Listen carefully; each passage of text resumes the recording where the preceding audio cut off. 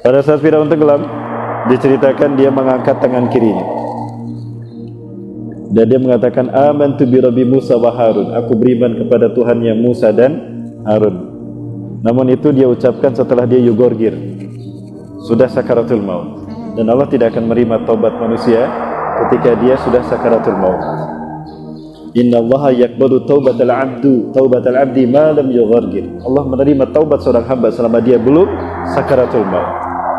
Malaikat Jibril bahkan membawa pasir dijejalkan ke mulutnya Firaun. Sekarang kamu baru mau beriman pada Allah.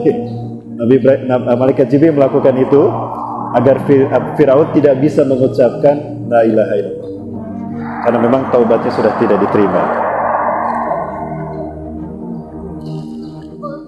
Beginilah nasib mereka yang menentang Allah dan Rasul-Nya. Sehebat apapun mereka berkuasa di muka bumi ini, tidak akan bisa menghadapi kuasa Allah Azza wa Jalla. Tapi sayang sekali, sudah semikian jelas sejarahnya bagi mereka. Para penguasa hari ini mereka berlagak sok seperti Firaun dan Namrud. Kita yakin Allah yang kita sembah hari ini adalah Allah yang menenggelamkan Firaun di zaman Nabi Musa. Betul? Allah yang kita sembah hari ini adalah Allah yang telah menghinakan Namrud di hadapan Nabi Ibrahim AS. Maka jangan takut Bapak Ibu. Selama kita istiqomah dalam memperjuangkan hak, mukjizat itu tidak akan terhenti selama pertarungan hak dan batil masih tetap berlangsung. Betul? Allahu Akbar.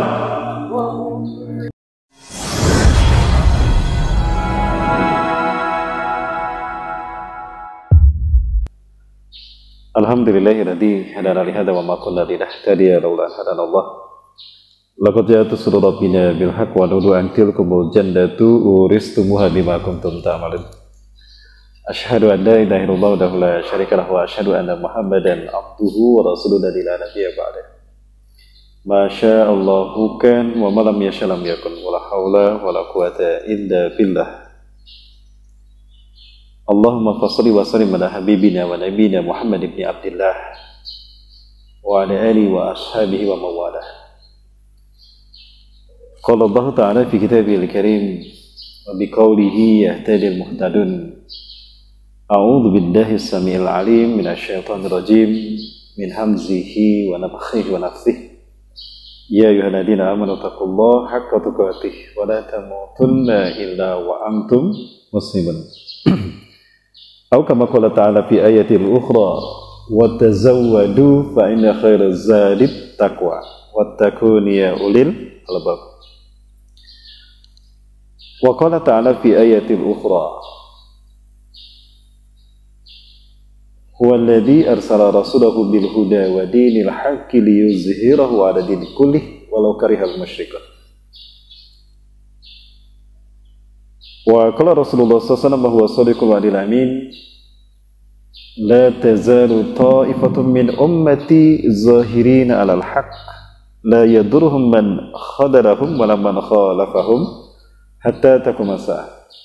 Al-hadits kama qala sadaqallahul azim wa sadaqa rasul karim wa ala dzalika minasyahidin.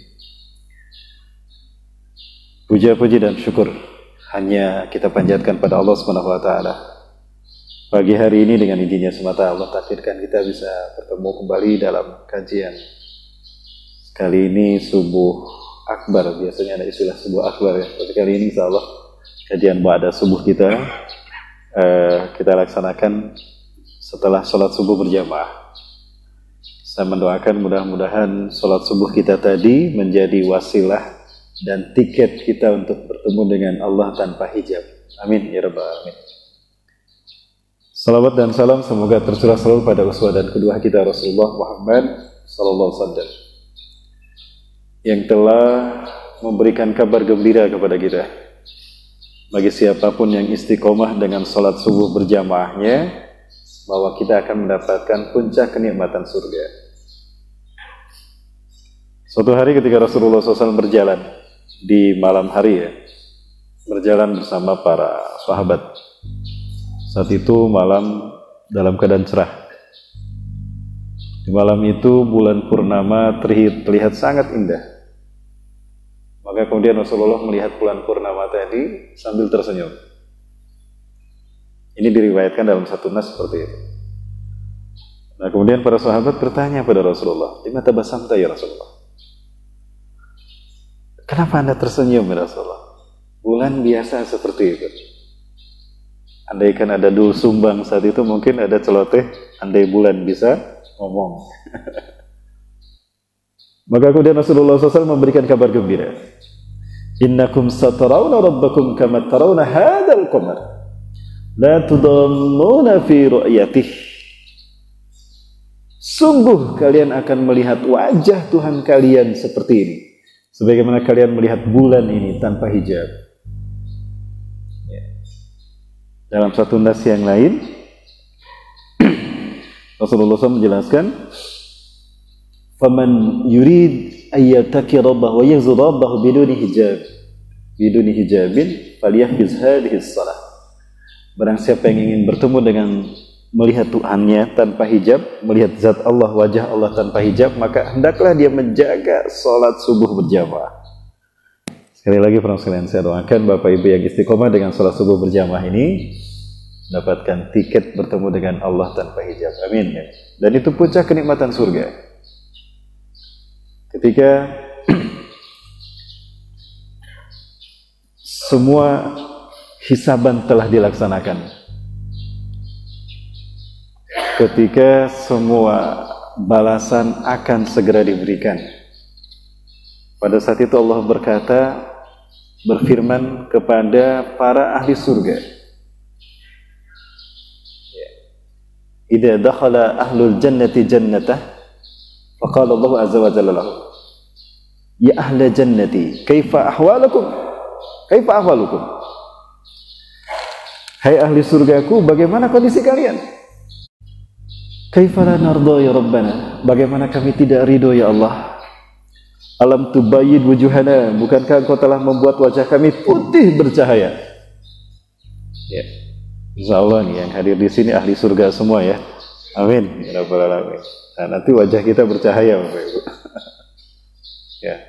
Insyaallah di dunia kita bercahaya karena wudu, di akhirat cahaya karena iman Islam kita.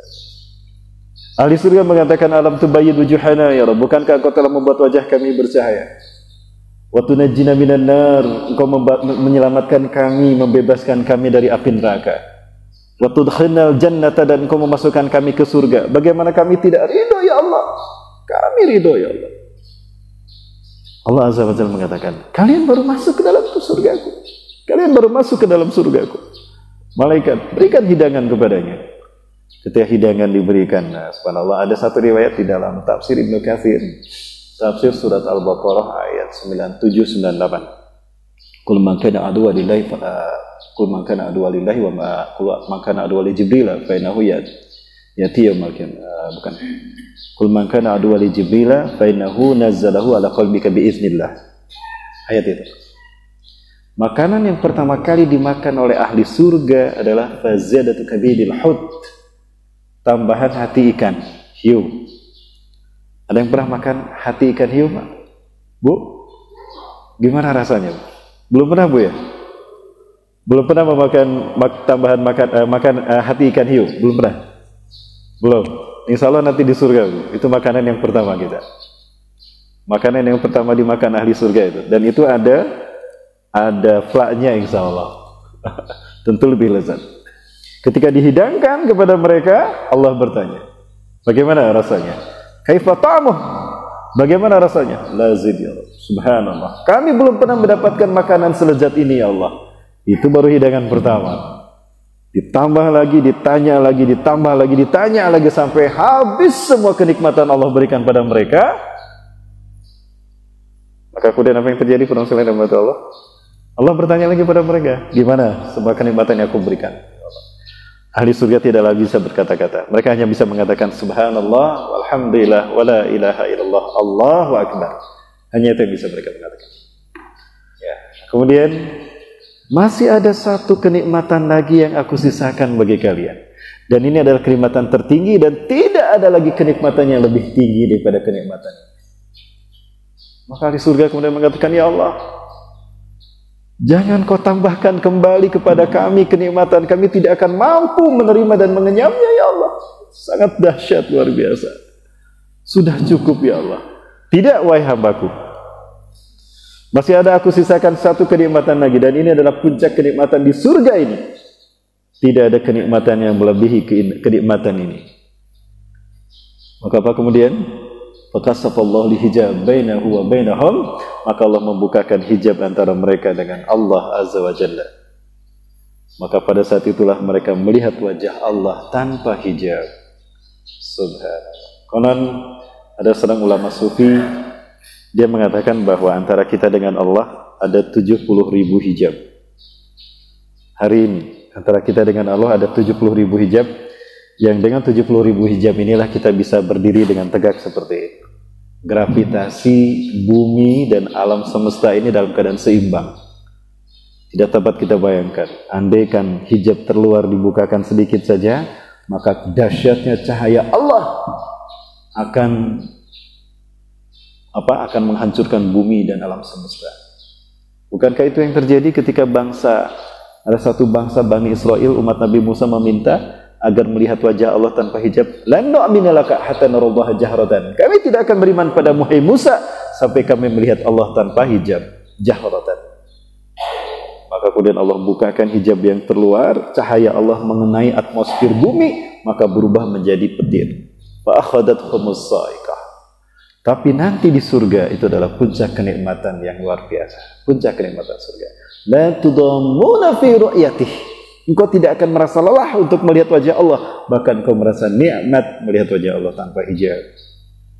Jangankan melihat Allah tanpa hijab, Bapak Ibu, bertemu dengan istri kita yang cantik aja susah berkedip, Pak ya. Siapa yang membuat kita susah berkedip, Bapak Ibu? Istri kita yang cantik atau akhwat yang di luar rumah di persimpangan jalan? Baik, Bapak Ibu dirahmati Allah Subhanahu wa taala, itu satu kenikmatan yang insyaallah saya harapkan, saya doakan mudah-mudahan itu yang akan kita rasakan semua nanti di surganya Allah. Amin, amin ya rabbal alamin.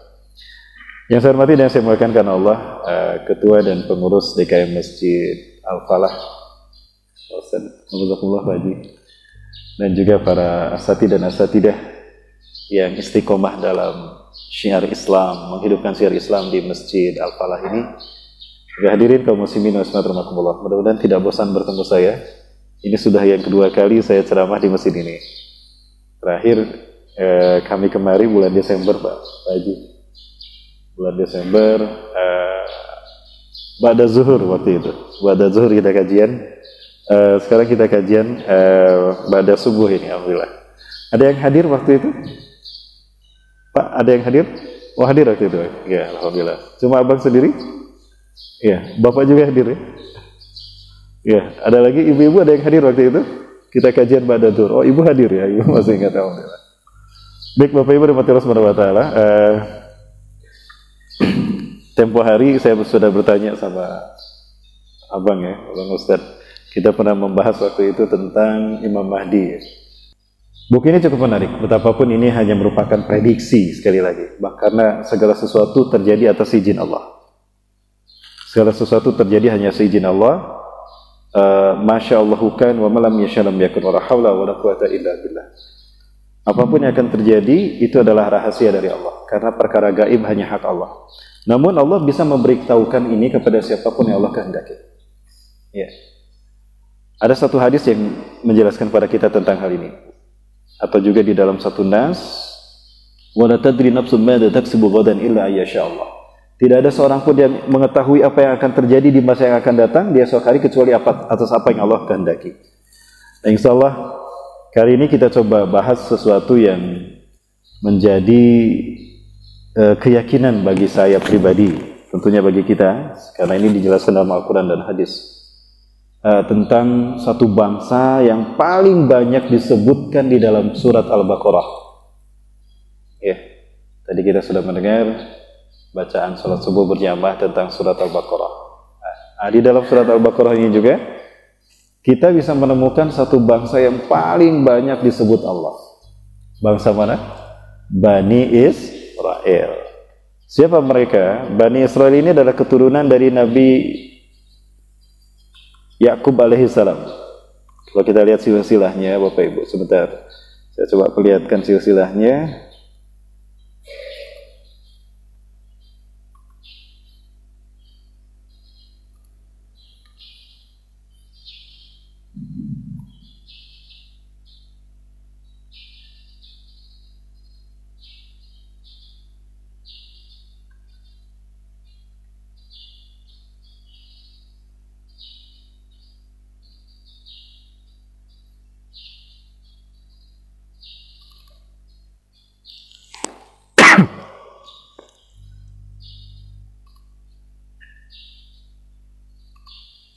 Dimulai dari silsilah Nabi Ibrahim alaihissalam. Nabi Ibrahim alaihissalam, nah ini adalah anak pertama dari 3 bersaudara laki-laki dari 2 orang tua, Tarikh bin Nahur dan juga Amidah. Dalam kitab Qisasul Anbiya wal Mursalin karya Al-Hafiz Imam Ibnu Katsir rahimahullah dinukilkan bahwa Nabi Ibrahim alaihissalam pergi meninggalkan Ur, Irak, mengembara, hijrah dalam arti meninggalkan kampungnya Ur karena akan diazab Allah Azza wa Jalla. Ya, pergi ke sana. Kemudian juga beliau membawa ayah dan ibunya serta adik-adiknya. Nah, 2 adiknya yang bernama Nakhur dan Haran. Nah, Haran melahirkan anak laki-laki yang bernama Lut alaihissalam. Dia menjadi nabi. Dan ini adalah keponakan Nabi Ibrahim. Nabi Ibrahim kemudian tinggal di Haran. Di Haran ini meninggal ayahnya di usia 250 tahun. Ibunya Amilah tinggal di sana bersama adik-adiknya. Adapun Nabi Ibrahim, Siti Sarah dan juga Nabi Lut pergi ke Aleppo, Halab, tempat di mana nanti akan turunnya Nabi sallallahu alaihi wasallam. Aleppo, di masjid yang bermenara putih, dan ini sudah kita bahas dalam pertemuan kita yang tempoh hari. Nah, kemudian dari Halab ini Allah Subhanahu wa taala perintahkan Nabi Lut alaihissalam. Allah utus Nabi Lut menjadi nabi untuk dakwah ke Sodom dan Gomora. Sodom dan Gomora. Sodom ini ibu kota wilayah yang bernama Gorzagor. Gorzagor, wilayah yang membatasi antara Palestina dan Jordan. Nah, ini Gorzagor yang sekarang terdapat laut mati. Dulu tidak ada laut. Dulu ada wilayah dataran tinggi, namun karena di sana ada kaum pelaku homoseksual, ya, sodomi, Allah azab mereka sehingga di sana tercipta laut mati. Ya, laut yang sekarang ini terbanyak terdapat garamnya. Intinya Bapak Ibu sekalian mati Allah. Nah, dari sana kemudian Nabi Lut ke Sodom dan Gomorrah, Nabi Ibrahim dan Siti Sarah pergi ke Mesir untuk menyelamatkan Siti Hajar. Siti Hajar ini adalah putri seorang raja yang beriman, raja yang baik. Namun raja ini digulingkan oleh raja yang zalim dan Siti Sarah diperbudak. Nah, Allah perintahkan Nabi Ibrahim untuk menyelamatkan Siti Hajar, maka dibawalah Siti Hajar ke Al-Khalil Hebron. Ya, di Al-Khalil Hebron lah tinggal Siti Sarah, Siti Hajar bersama Nabi Ibrahim. Nah, dari Siti Sarah setelah dinikahi oleh Nabi Ibrahim melahirkan Nabi Ismail. Ya, ketika Nabi Ismail lahir, cemburulah Siti Sarah, ya. Mentang-mentang sudah dikasih anak lupa sama yang tua gitu. Artinya menjaga perasaan Siti Sarah, maka Allah perintahkan Nabi Ibrahim membawa Siti Hajar dan juga Nabi Ismail. Kemana? Ke Mekah. Ceritanya demikian. Nah, kemudian ketika Nabi Ismail dan Siti Hajar berada di Mekah, Nabi Ibrahim kembali ke Al-Khalil Hebron, Palestina. Di situ turun perintah Allah setelah 14 tahun kelahiran Nabi Ismail, kabar gembira kalau Allah akan memberikan anak kepada Siti Sarah yang bernama Nabi Ishak. Nabi Ishak. Nah, jadi selisih Nabi Ishak dengan Nabi Ismail itu 14 tahun. Lahir lebih dulu Nabi Ismail, baru Nabi Ishak. Nah, kemudian Nabi Ishak menikah dengan Rifqah binti Batwail dari Fadan Aram, perbatasan antara Jordan dan Suriah. Kalau tidak salah ya, Fadan Aram. Dari istrinya inilah Nabi Ishak punya 2 anak laki-laki kembar. Ya, Al-Ais dan juga Nabi Ya'qub. Ya'qub itu bahasa Arab, artinya Aqaba Ya'qubu Ya'quban, yang mengiringi. Karena lahir kembar, Al-Ais dulu kakaknya, baru Nabi Ya'qub yang mengiringi dari belakang. Itu arti dari kata Ya'qub. Nah, Nabi Ya'qub inilah yang diberi gelar Israel. Kenapa demikian? Nabi Ya'qub ini anaknya baik, soleh. Sementara kakaknya Al-Is ini agak sedikit, ya begitulah, ya agak sedikit sombong dengan apa yang dia dapatkan. Memang karirnya berbeda. Dia pengusaha yang kaya raya, istrinya lebih dari 1, ya. Sementara Nabi Ya'qub hanya di rumah saja jomblo, ya, jablay. Bersama Nabi Ishak tidak kemana-mana, cuma nguntitin kemana perginya Nabi Ishak. Nah itu selalu menjadi cibiran dari kakaknya. Intinya ada ketidaksesuaian karakter antara Al-Is dengan Nabi Yakub alaihissalam. Waktu itu belum menjadi nabi. Maka kemudian Yakub alaihissalam meminta kepada ayahnya Nabi Ishak alaihissalam agar berdoa kepada Allah, diberikan karunia sehingga berubah hidupnya. Maka kemudian turunlah wahyu dari Allah kepada Nabi Ishak agar Yakub ini disuruh pergi menuju pamannya Labam bin Batwail di Padan Aram. Membawa surat, di dalam surat itu adalah meminta agar Yakub dinikahkan dengan anaknya, putrinya Labam bin Batwail, yaitu Rahil. Ya, Rahil. Nah ini Rahil. Nah, maka Nabi Yakub pergi atas perintah Allah ini dari Kanaan, Palestina ke Padan Aram. Kanaan tidak lebih jauh dari Al-Khalil Hebron. Mungkin sekarang juga masih bagian dari Al-Khalil Hebron. Nah, ini saya perlihatkan pada Bapak Ibu.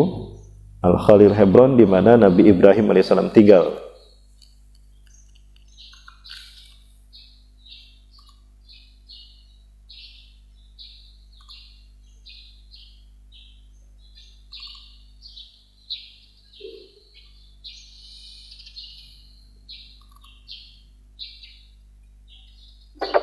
Ini perjalanan kami ke Al-Khalil Hebron 2017 Bapak Ibu. Saat itu saya bekerja sama dengan travel Abu Tur dari Makassar.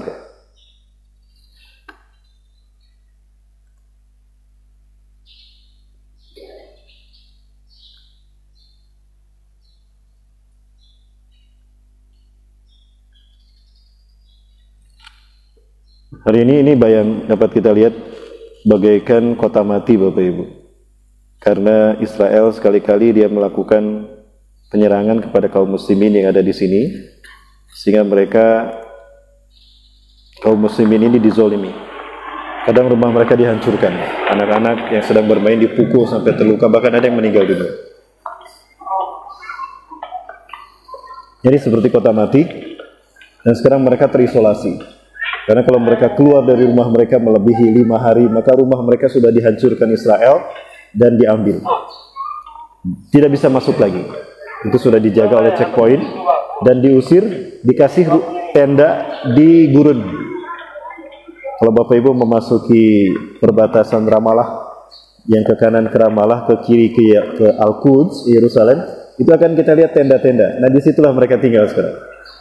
Ini kondisi Al-Khalil Hebron. Dan ini masjid Nabi Ibrahim alaihissalam. Disinilah Nabi Ibrahim tinggal bersama Siti Sarah dan Nabi Ishak alaihissalam.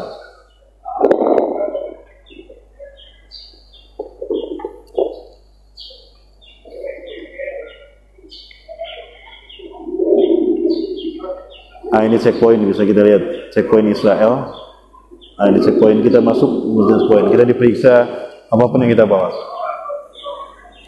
Ada banyak CCTV. Ini saya perlihatkan kemana-mana. Saya ingin melihat CCTV ada di mana, karena saya ingin memberikan sumbangan pada mereka. Orang-orang Hebron sekarang ini Bapak Ibu, mereka sangat kelaparan. Dalam arti mereka kekurangan, karena mereka tidak bisa keluar untuk mencari kerja. Ini jahatnya bangsa Zionis Yahudi. Nah ini bagian dalam dari Masjid Al-Khalil Hebron. Ini bagian dalam masjidnya. Nah, di sini ada satu, ini Syekh Qasim. Ya, baik Bapak Ibu, saya tidak cerita ini, nanti suatu saat kita bahas kembali. Intinya, nah dari Nabi Ibrahim inilah Nabi Yakub lahir. Nah, Nabi Yakub alaihissalam pergi dari Kanaan ke Padan Aram di malam hari. Di malam hari, perjalanan di malam hari namanya Isra. Seperti Isra Mi'raj, itu di malam hari kan? Subhanalladzi asra bi abdihi lailan, nah, di malam hari. Dan itu dilakukan karena Allah. Allah bahasa Ibraninya Eli. Kita mendengar ada the book of Eli. Ya, Eli itu Tuhan. Sebagaimana kata-kata si Samiri Dajjal ketika melihat Nabi Isa diangkat ke langit, Eli Eli lama sabakhtani, Tuhanku Tuhanku kenapa kau tinggalkan aku.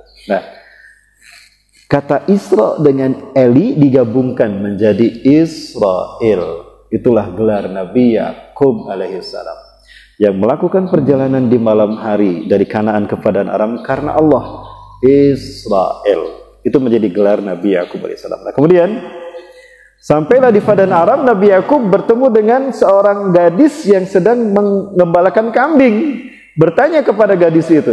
Begitu gadis itu menghadapkan wajahnya, ternyata cantik luar biasa. Nah, dari situlah berubah perasaan Nabi Yakub yang telah lelah melakukan perjalanan jauh dari Kanaan ke Padan Aram, terbayar dengan pancaran cahaya keimanan gadis ini. Dialah yang bernama Rahil, cinta pertama Nabi Yakub.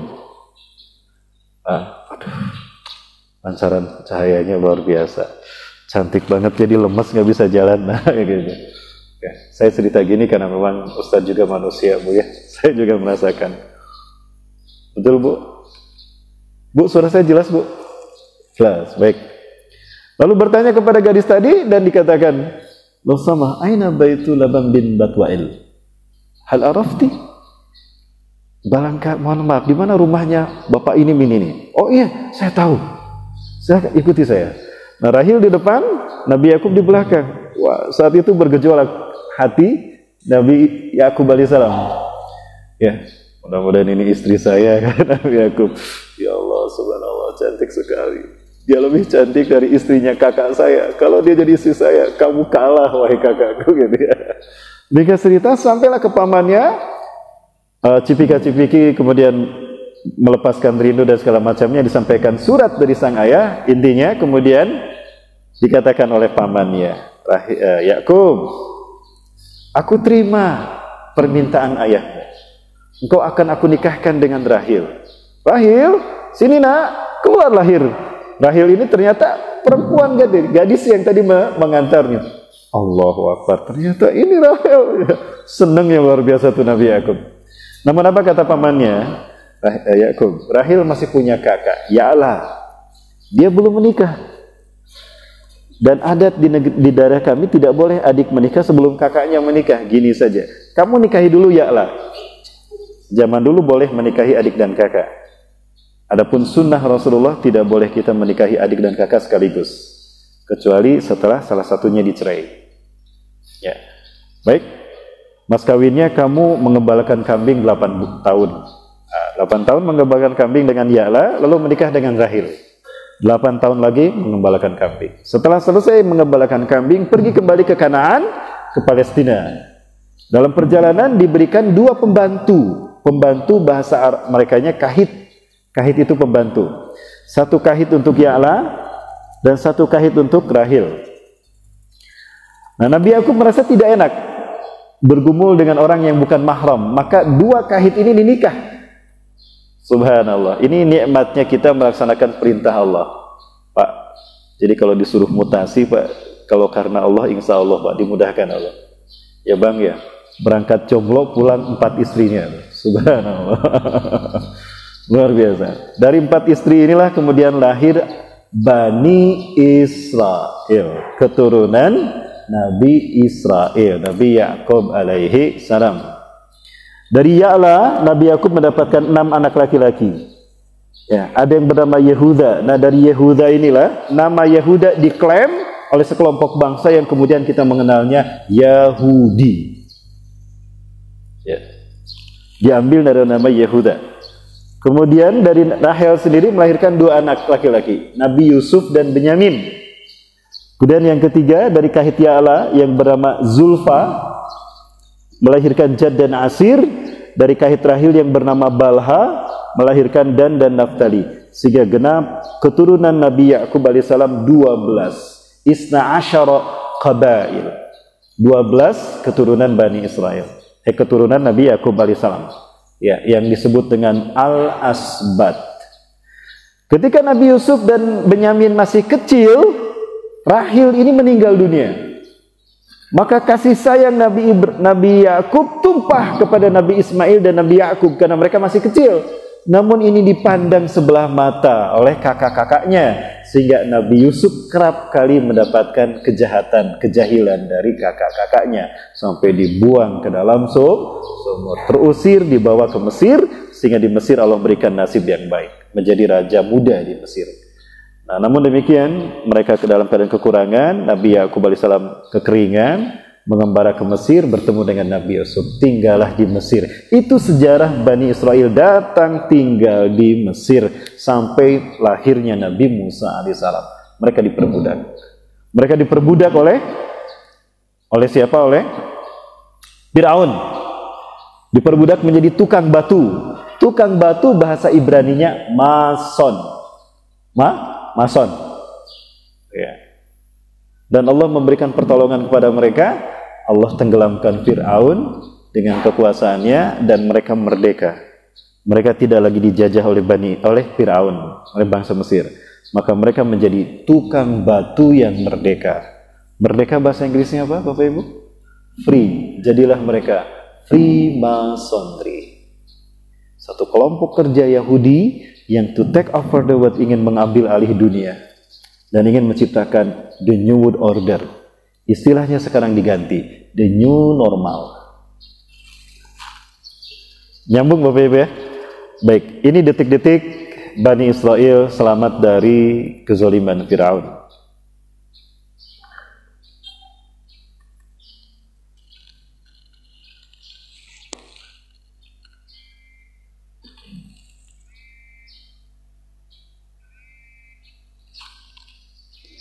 Kita lihat Bapak sekalian, detik-detik selamatnya bangsa Bani Israel dari kejaran Firaun, laknatullah alaihim. Ternyata ini adalah siasat Firaun. Biarkan mereka pergi keluar dari kerajaan ini. Pergi sesuka mereka. Pasti mereka akan pergi ke padang Tih. Di sana kita habisi mereka, dibantai. Ya. Betul. Ternyata mereka dikejar-kejar oleh Firaun menjadi bual-bualan Fir'aun dan bala tentaranya. 70.000 Bani Israel tidak berarti dibandingkan dengan ratusan ribu pasukan Fir'aun. Namun Allah tolong mereka. Allah manjakan mereka. Ketika mereka di padang Tih panas, Allah naungi. Yuziluhumul ghamam. Allah naungi mereka dengan awan. Kemanapun mereka pergi selalu teduh. Di padang Tih mereka lapar, Allah berikan mana dan salwa untuk mereka. Mereka haus kekeringan, Allah pukulkan. Allah berikan mujizat pada Nabi Musa memukulkan tongkatnya kepada batu dan batu pun keluar air. Sangat dimanjakan Allah. Allah mendampingi mereka. Inilah keutamaan Bani Israel saat itu, Bapak sekalian. Namun karakter mereka bengal. Tapi berkali-kali Allah berikan pertolongan pada mereka.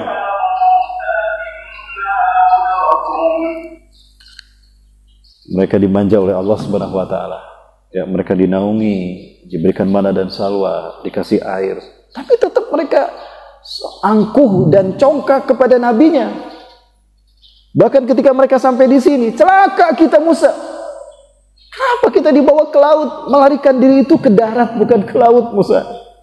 Habis riwayat kita. Di belakang ada Fir'aun yang akan menghantam kita, membantai kita. Di depan ada lautan. Apa kita suruh berenang Musa?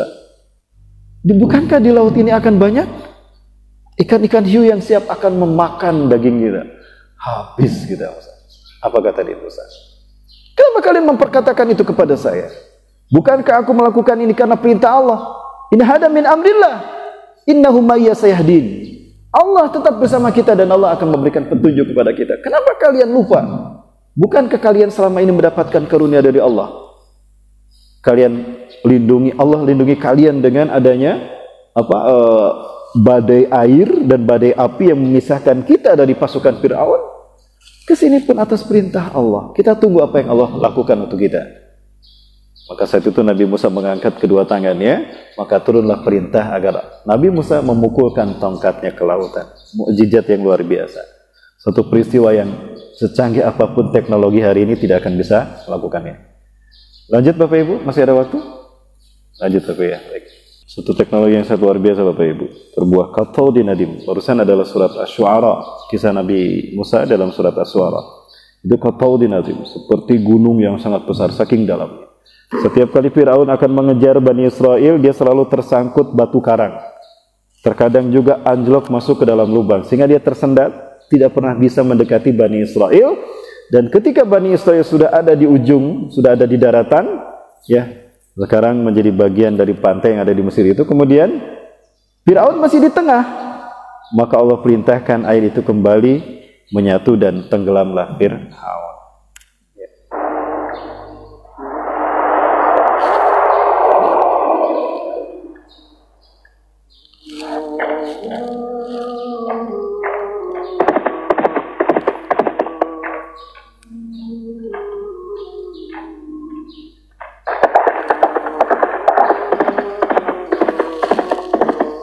Pada saat Firaun tenggelam, diceritakan dia mengangkat tangan kirinya dan dia mengatakan, amantu bi rabbi Musa wa Harun, aku beriman kepada Tuhannya Musa dan Harun. Namun itu dia ucapkan setelah dia yugorgir, sudah sakaratul maut, dan Allah tidak akan menerima taubat manusia ketika dia sudah sakaratul maut. Inna Allah yaqbalu taubatal abdi ma lam yughargir. Allah menerima taubat seorang hamba selama dia belum sakaratul maut. Malaikat Jibril bahkan membawa pasir dijejalkan ke mulutnya Firaun. Sekarang kamu baru mau beriman pada Allah. Malaikat Jibril melakukan itu agar Firaun tidak bisa mengucapkan la ilaha illallah, karena memang taubatnya sudah tidak diterima. Beginilah nasib mereka yang menentang Allah dan Rasulnya. Sehebat apapun mereka berkuasa di muka bumi ini, tidak akan bisa menghadapi kuasa Allah Azza wa Jalla. Tapi sayang sekali, sudah semikian jelas sejarahnya bagi mereka. Para penguasa hari ini mereka berlagak sok seperti Firaun dan Namrud. Kita yakin Allah yang kita sembah hari ini adalah Allah yang menenggelamkan Firaun di zaman Nabi Musa. Betul? Allah yang kita sembah hari ini adalah Allah yang telah menghinakan Namrud di hadapan Nabi Ibrahim AS. Maka jangan takut Bapak Ibu. Selama kita istiqomah dalam memperjuangkan hak, mukjizat itu tidak akan terhenti selama pertarungan hak dan batil masih tetap berlangsung. Betul? Allahu Akbar. Baik Bapak Ibu rahmati Allah Subhanahu wa taala. Nah, ini bagaimana Allah menyelamatkan Bani Israel. Nah, kemudian ada kabar dari Rasulullah SAW bahwa berita bahwa kita akan memerangi mereka. Ya, kemarin saya sampaikan kisah bagaimana Imam Mahdi memimpin kaum muslimin, ya, kemudian turun Nabi Isa, lalu Dajjal muncul saat itu dengan 70.000 pasukan bangsa Yahudi. Umat Islam akan memerangi bangsa Yahudi dimanapun mereka berada. Batu dan pohon akan berkata, ya Muslim, ya Mu'min, ta'alfir walidahut uktuha. Mu'min Muslim sini, di belakangku ada Yahudi, bunuh dia. Waktu Rasulullah bersabda demikian, bangsa Yahudi adalah bangsa yang lemah, bangsa yang justru membutuhkan pertolongan dari orang lain. Bahkan Nasrani melindungi mereka. Dan kaum muslimin pun menyaksikan bagaimana Yahudi sangat lemah. Maka ketika Rasulullah menyatakan demikian, tidak dapat dibayangkan oleh para sahabat bagaimana mereka akan memerangi Yahudi. Lemah begitu kok. Dan mereka pun tidak berbuat zalim. Ya. Ketika Rasulullah menyatakan demikian, tapi hari ini kita paham kenapa Rasulullah SAW mengatakan bahwa kita akan memerangi mereka. Ya, Allah sudah menurunkan ayat-ayatnya. Ya, ini walang tardu angkal yahudu walan nasara hatta tattabi'a millatahum. Ini pun ketika turun ayat ini, oh paham kalau hal ini, karena ada orang-orang munafik di Madinah seperti Abdullah bin Sabah, atau juga sepeninggal Rasulullah ada Abdullah bin Ubay bin Salul yang juga membuat onar dan menciptakan akidah Syiah di masa di masa Ali bin Abi Thalib. Hari ini kita baru paham Bapak sekalian apa yang disampaikan Rasulullah SAW. Kita akan memerangi Yahudi. Ya, Allah bahkan menyatakan dalam Quran surat Al-Maidah ayat ke-82. A'udzubillahi minasyaitonir rajim. La tajidanna asyaddan nas, menggunakan lam taukid dan nun taukid tsakilah. Sungguh Muhammad, engkau akan mendapati sehebat-hebatnya manusia adawatan lil ladina amanu, permusuhan mereka, kebencian mereka kepada orang-orang yang beriman. Siapa? Al-Yahuda wal ladina asyraku, orang-orang Yahudi dan orang-orang musyrik. Nasraninya hilang. Dalam ayat sebelumnya, walang tardo angkal Yahudu walan nasara. Nasaranya disebut. Tapi di sini kita lihat menggunakan lam, alif. Kalau di sini menggunakan lan. Ini selamanya. Kalau ini tidak selamanya. Tidak semua orang Nasrani membenci umat Islam dan tidak selamanya orang Nasrani membenci umat Islam. Tapi kalau Yahudi selamanya mereka akan membenci umat Islam, tidak akan pernah mencintai umat Islam sampai kita mengikuti milah mereka. Dan di sini kita mendapatkan penjelasan dari Allah bahwa bangsa yang paling memusuhi umat Islam, orang beriman adalah bangsa Yahudi. Ada banyak klan Yahudi di muka bumi ini. Hari ini ada dua klan Yahudi terbesar. Ada Sephardim, yang ini keturunan dari Yahudi bagian utara. Sepeninggal Nabi Daud dan Nabi Sulaiman, pecah menjadi dua. Yang di utara, ibu kotanya Judah, dipimpin oleh putranya Nabi Sulaiman, Yarbaam. Yang di selatan bernama Israel, ibu kotanya Israel, dipimpin oleh ponakan Nabi Sulaiman, Rahbaam. Sepeninggal orang-orang soleh ini, mereka berperang. Sehingga mereka kemudian Allah azab dengan azab yang pedih. Apalagi mereka suka membunuh para nabi mereka. Bahkan mereka berbuat maksiat di Masjidil Aqsa. Sehingga Allah kirimkan 3 bangsa besar. Siapa mereka? Mesir, Kaldani, dan Assyria. Bapak Ibu, kelompok yang pertama Sephardim ini, dia tidak membenci umat Islam.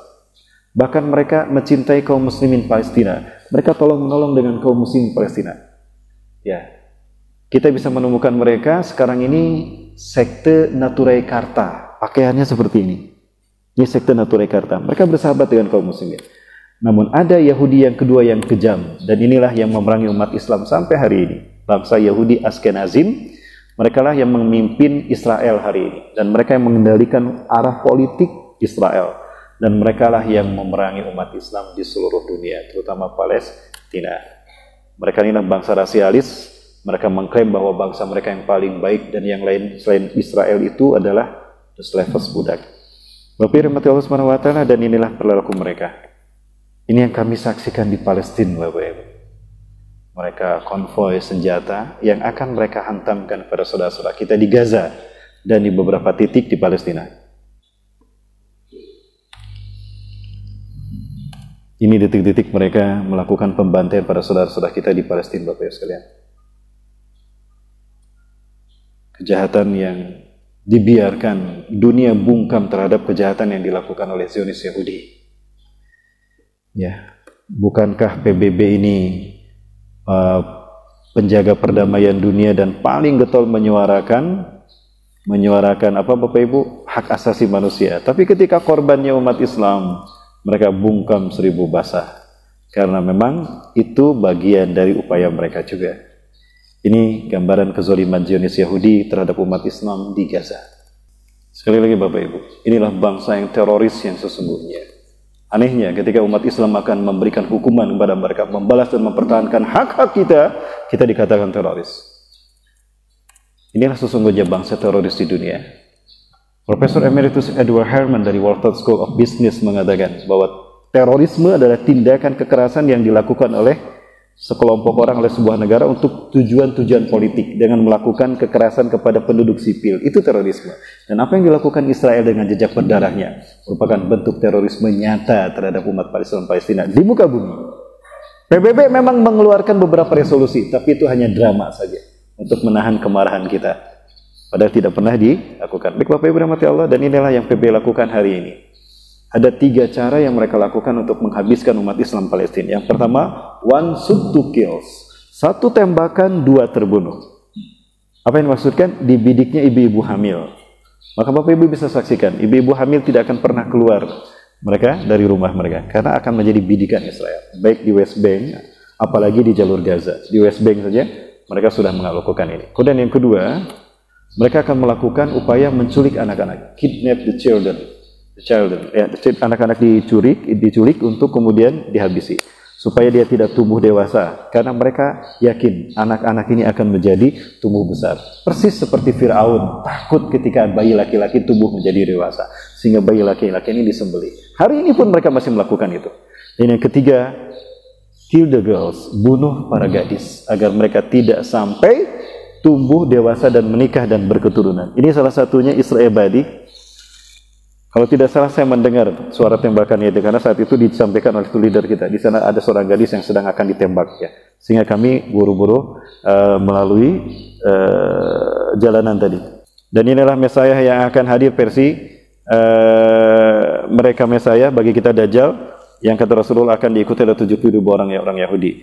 Baik Bapak Ibu Allah Subhanahu wa taala, ini ada satu ayat yang menjadi kabar gembira bagi kita, bahwa Allah akan menghabiskan mereka. Allah akan menghukum mereka dengan kekuatan umat Islam, dan ini menjadi indikasi kebangkitan Islam yang tidak lama lagi Bapak Ibu.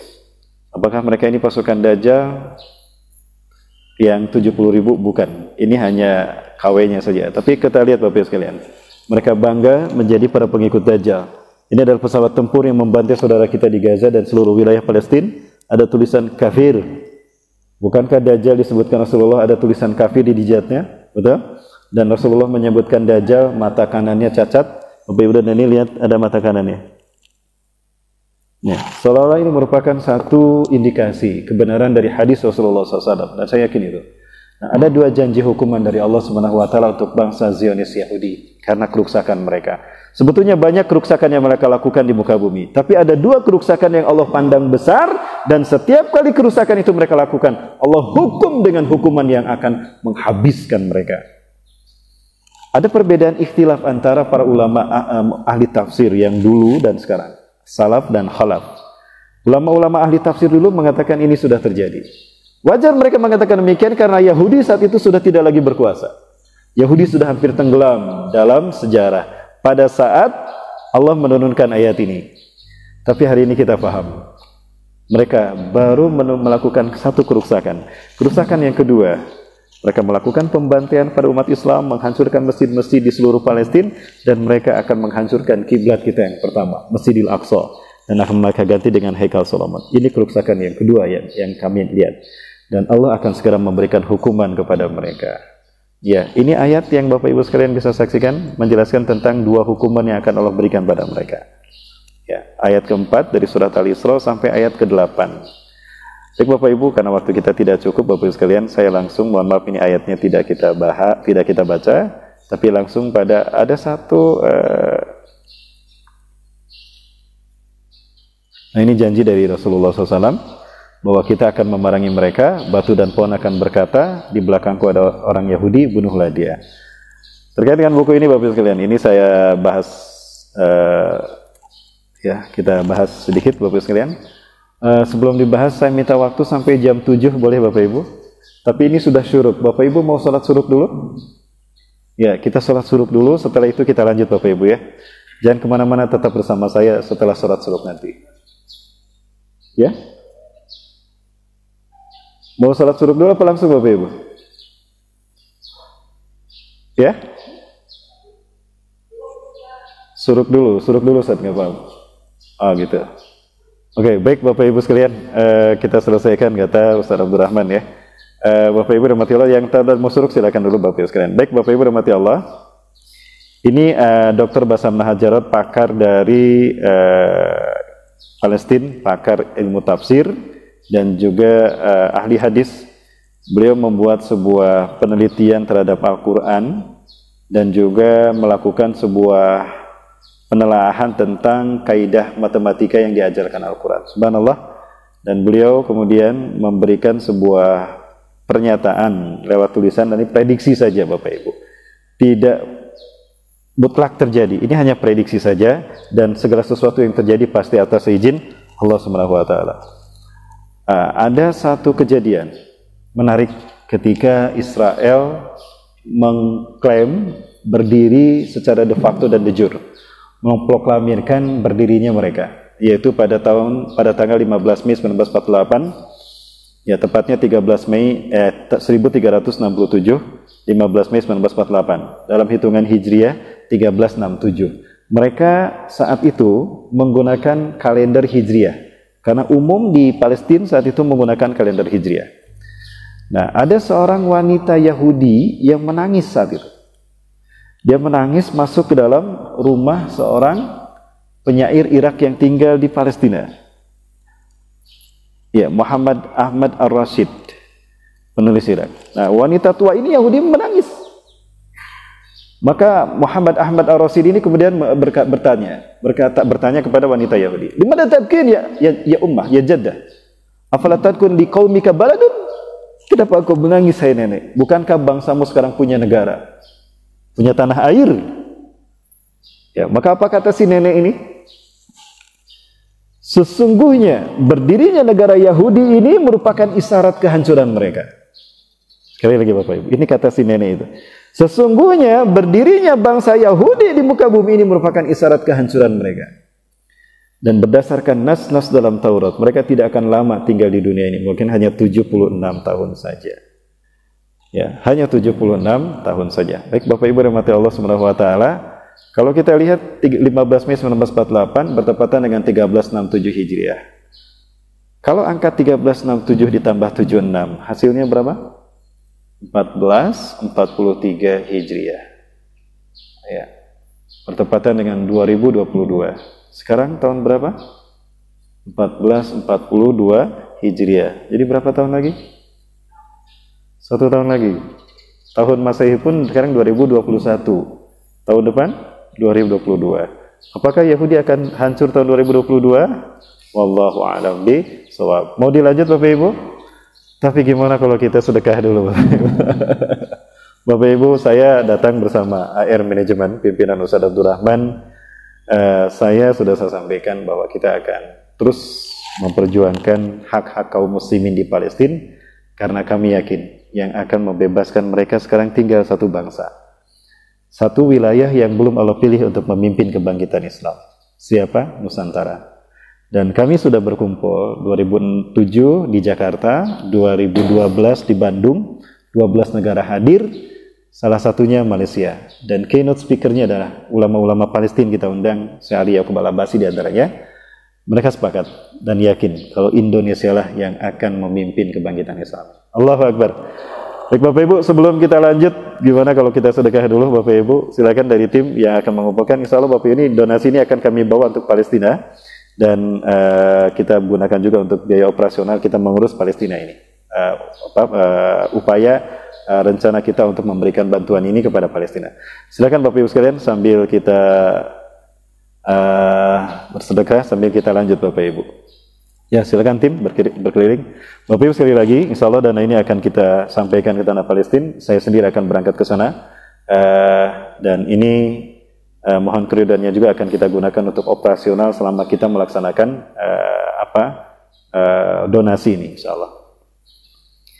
Baik, yang kedua Bapak Ibu rahmati Allah, di dalam Al-Quran Allah Azza wa Jalla mengisyaratkan kehancuran bangsa Yahudi, yaitu di dalam Quran surat Al-Isra ayat ke-4 sampai ayat ke-8 dan 104. Bapak Ibu, dicatat ayat ke-4 sampai ayat ke-8 dan 104. Ayat ke-4 sampai ayat ke-8 dan 104. Nah, kalau kita lihat dari ayat ke-4 sampai ayat yang 104, itu ternyata kalau Bapak Ibu hitung ayatnya tersusun atas 1443 kata. 1443 kata. Kata di dalam bahasa Arab ada 3 jenis. Kalimat isim, fi'il, huruf. Isim kata benda, fi'il kata kerja. Huruf ini bisa maksudnya huruf yang bermakna. Bisa kata sifat, kata sandang. Dan ini jumlahnya ada 1443 kata. Sama dengan angka hitungan tahun yang tadi. Ya, angka 1443 ini cenderung menunjukkan angka tahun Hijriah, 1443 Hijriah. Ya, dan identik dengan sama relevan dengan 2022. Yang ketiga, pada tahun 1982, Israel dipimpin oleh Perdana Menteri perempuan Menachem Begin, kejam luar biasa. Dia pembunuh nomor 1 juga, Perdana Menteri yang paling kejam ya yang ada di Israel, padahal dia perempuan, Menachem Begin. Pada tahun itu Israel menang atas invasinya ke Libanon Kona. Dia ceramah, dalam ceramah kemenangan itu, tanda petik, dia mengatakan, sesungguhnya Israel akan menikmati kemerdekaannya ini sesuai dengan nas dalam kitab Taurat hanya 40 tahun saja. Tahun-tahun kedamaian mereka hanya berlangsung selama 40 tahun saja, dihitung dari tahun ini. Dia mengatakan itu 1982. Tambah 40 tahun berapa Bapak Ibu? 2022. Sekarang tahun berapa? 2021. Apakah tahun depan mereka akan hancur? Wallahu a'lam bishawab. Sekali lagi, hanya Allah yang tahu. Kenapa ini saya sampaikan Bapak Ibu sekalian? Ini hanya sebagai basyirah saja, bahwa telah dekat kemenangan Islam untuk kita. Pertanyaannya, apa yang sudah akan kita persiapkan? Bapak Ibu sekalian, bersatu dalam ikatan Quran dan Sunnah, lupakan perbedaan di antara kita, perbesar persamaan di antara kita. Karena kita membutuhkan persatuan. Kenapa demikian? Bersatunya kita, janji pertolongan Allah akan datang. Yadullahi ma'al jamaah. Pertolongan Allah akan Allah berikan ketika umat Islam berjamaah. Hari ini kita sedang dipecah belah, kita diadu domba. Maka dari itu, jangan pernah terpengaruh oleh propaganda media dan rejim yang berkuasa. Yang berikutnya Bapak Ibu sekalian, dekatkan diri kepada Allah Subhanahu wa taala. Karena dengan cara demikian Allah akan hadirkan pertolongannya untuk kita. Yang ketiga, gunakan harta dan apa yang kita miliki, pikiran dan tenaga untuk jihad di jalan Allah. Karena itu jalan wasilah kita untuk mencapai kemuliaan. Yang terakhir Bapak Ibu sekalian, analisa yang cukup menarik di dalam buku ini, yaitu tentang komet Halley. Di tahun di mana Israel berdiri di tanah Palestina, itu muncul komet Halley. Komet Halley ini, tanda petik Bapak Ibu sekalian, ini dikatakan oleh tanah Israel. Ini keyakinan bangsa Yahudi, bukan keyakinan kita. Tapi ini informasi bagi kita, bahwa komet Halley ketika muncul, ini terkait dengan kebangkitan satu bangsa dan juga kehancuran satu bangsa. Sekali lagi Bapak Ibu, orang-orang Yahudi meyakini bahwa jika komet Halley muncul, itu menunjukkan isyarat hancurnya satu bangsa dan bangkitnya sebuah bangsa. Nah, komet Halley 76 tahun sekali dia mendekat ke bumi kita, betul? Mendekat ke orbit bumi kita. Ini Bapak Ibu sekalian yang dapat saya sampaikan sebagai sebuah analisa saja, ya, dari bukunya Dr. Bassam Lahat Jarot. Saya belum pernah bertemu dengan beliau, hampir saja bertemu dengan beliau. Kami waktu itu berkunjung ke markas Hamas. Ya, kami disambut oleh beberapa, bahkan ada menteri-menteri Palestina saat itu juga hadir, tapi saya tidak bertemu dengan beliau, dan saya pun tidak tahu apakah beliau masih hidup atau tidak. Baik Bapak Ibu rahmati Allah Subhanahu wa taala, saya mengingatkan kembali, sebetulnya bulan kemarin sudah, tapi nggak apa-apa Bapak Ibu ya, barangkali ada yang belum. Bapak Ibu rahmati Allah Subhanahu wa taala, insya Allah kami sangat tertarik untuk menjadi bagian dari apa yang dijanjikan Rasulullah SAW, bahwa kita akan menjadi bagian dari mereka yang akan memimpin kebangkitan Islam. Dan ini merupakan satu isyarat yang sedang dinantikan dan diyakini Muslim Palestina. Hadirnya umat Islam Indonesia ini akan menjadi isyarat kemenangan mereka, terbebasnya mereka dari kezaliman Yahudi. Bapak Ibu rahmati Allah, insya Allah kami tidak akan pernah berhenti untuk mewujudkan cita-cita kita menjadi bagian dari pelaku kebangkitan Islam ini, terutama dalam Tahriril Al-Quds dan Palestina, membebaskan Al-Aqsa dan Palestina. Bapak Ibu rahmati Allah, di tangan saya ada kupon untuk donasi Palestina. Di sana ada nominal angka 1 juta, 2 juta, 10 juta, atau ada kami kosongkan. Bapak Ibu silakan, yang ingin berdonasi mau dicatat berapapun Bapak Ibu kami akan terima. Insya Allah kami akan sampaikan ini ke Palestina. Ya, saya sendiri bersama istri sudah memesan 2 tiket untuk berangkat ke sana. Insya Allah kami akan kembali memperjuangkan tanggal 3 Maret kami berangkat. Kalau ternyata nanti pandemi kembali berjangkit, mungkin kami akan undurkan ke bulan-bulan berikutnya. Silakan Bapak Ibu sekalian yang ingin berdonasi, akan saya berikan satu sertifikat ini. Ini sebagai tanda Bapak Ibu telah berdonasi untuk Palestina, dan kami membawa sorban. Insya Allah sorban ini akan kami sematkan pada Bapak Ibu yang berdonasi untuk Palestina. Ada Bapak Ibu silakan. Ya, bismillah. Mudah-mudahan ini menjadi satu wasilah bagi kita ketika kita nanti dipertemukan Allah dengan Rasulullah, kita bisa menjawab, ya Allah, ini saya sudah kerahkan harta saya untuk membantu Muslim Palestina. Ya, ingat Rasulullah SAW menyampaikan, man istayqadha wa lam yahtam li amril muslimin falaysa minni. Siapa yang bangun di pagi hari dan tidak peduli kepada nasib umat Islam, dia bukan umatku.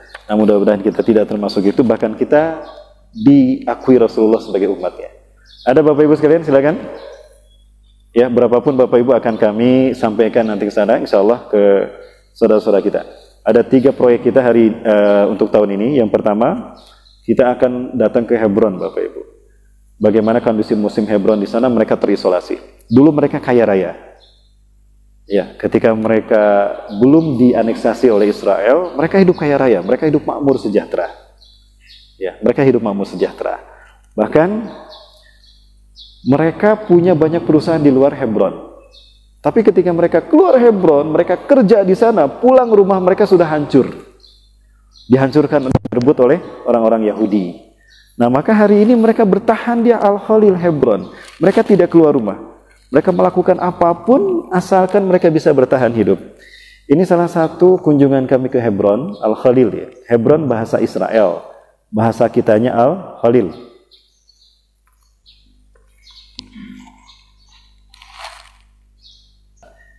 Ya, baik Bapak Ibu yang dirahmati Allah. Demikian barangkali yang dapat saya sampaikan, lebih dan kurangnya mohon maaf.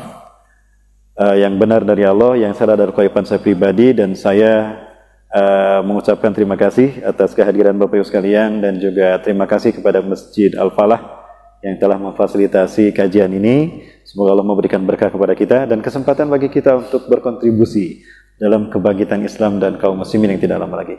Baik, kita tutup dengan doa bersama-sama. A'udzubillahi minasyaitonirrajim. Bismillahirrahmanirrahim. Hamdan syakirin, hamdan na'imin. Hamdan yuafi ni'amahu wa yakfi mazidah. Ya Rabbana lakal hamdu kama yanbaghi li jalali wajhikal karim wa 'azimi sultanik. Allahumma shalli wa sallim ala habibina wa nabiyina Muhammad ibn Abdullah wa ala alihi washabbihi ajmain. Amin. Allahumma anta rabbuna la ilaha illa anta khalaqtana wa nahnu ibaduka wa nahnu ala ahdika wa wa'dika mastata'na. Na'udzu bika min syarri ma sana'na. Nabulaka bi ni'matika 'alaina wa nabu bi dzunubina. Faghfir lana fa innahu la yaghfiru dzunuba illa anta.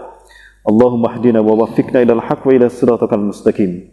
Bi jalalikal karim ya akramal akrabin wa ya arhamar rahimin.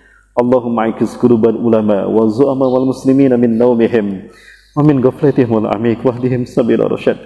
Allahumma ikiz qulubal ulama wa zu'ama wal muslimina min nawmihim wa min ghaflatihim wal amik wahdihim sabila rasyad. وألف بين ذات بينهم وألف ذات بينهم اللهم ألف قلوبهم على الحق وعلى جماعة المسلمين اللهم اجمعهم على جماعة المسلمين تحت رئاسة الإمام المسلمين يا ربنا تقبل منا إنك أنت السميع العليم وتب علينا إنك أنت التواب الرحيم اللهم يا المسلمين وإمامهم بجماعة المسلمين حياة كاملة اللهم ارزقهم قوة غالبة على كل العدو الذين يقاتلون إخواننا المسلمين خصوصا في فلسطين وفي كل بلدان المسلمين عامة وكذلك في بلادنا أيضا إندونيسيا اللهم اجعل هذا البلد بلد إندونيسيا بلدة طيبة ورب غفور وأتنا أمرا عادلا يحبنا ونحبه يقودنا إلى السبيل وإلى صراط سلامة الدنيا والآخرة اللهم ربنا تقبل منا إنك أنت السميع العليم وتب علينا إنك أنت التواب الرحيم ربنا آتنا في الدنيا حسنة وفي الآخرة حسنة وقنا عذاب النار سبحان ربك رب العزة عما يصفون وسلام على المرسلين والحمد لله رب العالمين. Terima kasih Bapak Ibu dan mohon maaf. Assalamualaikum warahmatullahi wabarakatuh.